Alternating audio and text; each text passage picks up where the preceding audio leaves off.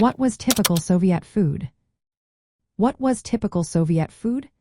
This question brings back memories for many who lived through the era of communism.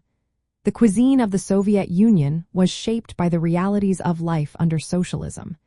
It was practical and simple, focused on making the most of limited resources. The food was not about luxury but about feeding a large population efficiently. At the heart of Soviet meals were staples like bread, potatoes, cabbage, beets, carrots, and grains such as buckwheat and semolina. These ingredients formed the base of most meals, whether at home, in school cafeterias, or factory canteens. Bread was especially important, often considered sacred. Shortages of bread were a serious concern for many families. Breakfasts typically featured porridge, like semolina or buckwheat kasha. This could be sweetened with milk and butter or served savory with vegetables or mushrooms. Lunch and dinner often included soups, with shchi, a cabbage soup, and borscht, a beet soup, being the most iconic. These soups were hearty and made with seasonal or preserved vegetables. Sometimes, a bit of meat or sausage was added if available. Main dishes often centered around potatoes, cabbage, or grains. Cutlets known as kotlety were made from ground meat or fish and served with rice, buckwheat, or mashed potatoes.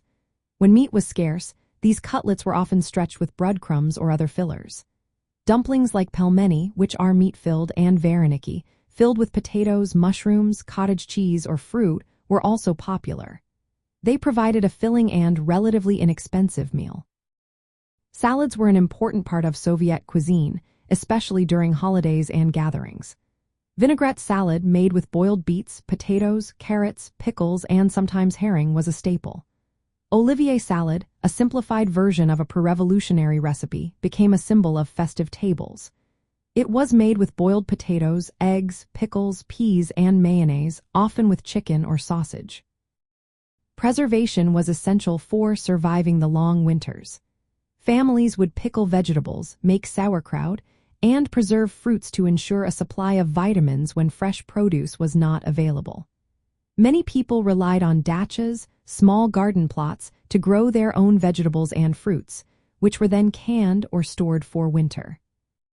Soviet food may not have been known for variety or sophistication, but it was about sustaining people through tough times. The focus was on communal eating and shared resources. This approach created a sense of solidarity and collective resilience, which many remember fondly in the post-communism era. In the context of nostalgia for communism, Soviet food is remembered for more than just taste. It evokes memories of shared meals, family gatherings, and the sense of community it represented. Even today, dishes like Olivier salad, Borscht, and Pelmeni bring back strong feelings of connection to the past. They reminded many of the values of equality and togetherness that defined Soviet life.